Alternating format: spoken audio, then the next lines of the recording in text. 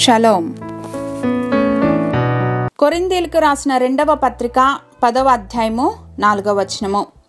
2 Corinthians chapter 10 verse 4. మా యుద్ధోపకరణములు శరీర సంబంధమైనవి కావు, కానీ దేవుని ఎదుట దుర్గములను పడద్రోయజాలినంత బలము కలవై ఉన్నవి. The weapons we fight with are not weapons of the world. On the contrary, they have divine power to demolish strongholds. మన పక్షమందు పోరాటాలు జరిగిస్తున్నటువంటి దేవుడు హీ ఈజ్ అన్ ఓమ్నిషెంట్, ఓమ్నిప్రెజెంట్ అండ్ ఓమ్నిపొటెంట్ అని జ్ఞాపకం ఉంచుకోవాలి.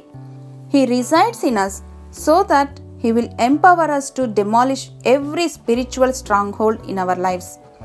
లోకం జరిగిస్తున్న రీతిగా మన యుద్ధాలు మనమే జరిగించుకోవాల్సినటువంటి అవసరం లేదు. ఎందుకంటే లోకంలో ఉన్న వాటికంటే మనలో ఉన్నవాడు గొప్పవాడు, శక్తివంతుడు. హల్లెలూయా. కాబట్టి ఈ లోక మర్యాదను అనుసరింపక ఉత్తమమును, అనుకూలమును, సంపూర్ణమైన దేవుని చిత్తమేదో తెలుసుకొనున్నట్లు మన మనస్సు మారి రూపాంతరం పొందాలి. మన శరీరాశలతో జతపడిన జీవితం ఎప్పటికీ క్రీస్తు హృదయానుసారులుగా జీవించటానికి ఏకీభవించదు. కాబట్టి ఇలాంటి మన స్వభావాన్ని ఎదుర్కోగలిగిన ఏకైక మార్గం పరిశుద్ధాత్మ శక్తి ద్వారా క్రీస్తుకు విధేయులుగా జీవించటమే. అప్పుడు అగ్ని రథాలు మన చుట్టూ విస్తరింపబడి మనకు రక్షణగా ఉండటం మనం చూడగలుగుతాం.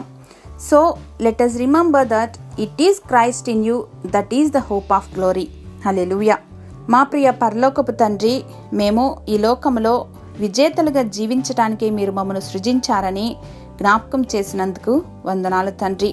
ఈ లోకమును జయించిన విజయము మా విశ్వాసమని ఎల్లప్పుడూ జ్ఞాపకం ఉంచుకోగలిగినటువంటి కృపను అనుగ్రహించమని యేసు నామంలో ప్రార్థించి పొందుకొని మా ప్రియ పరలోకపు తండ్రి. ఆమేన్.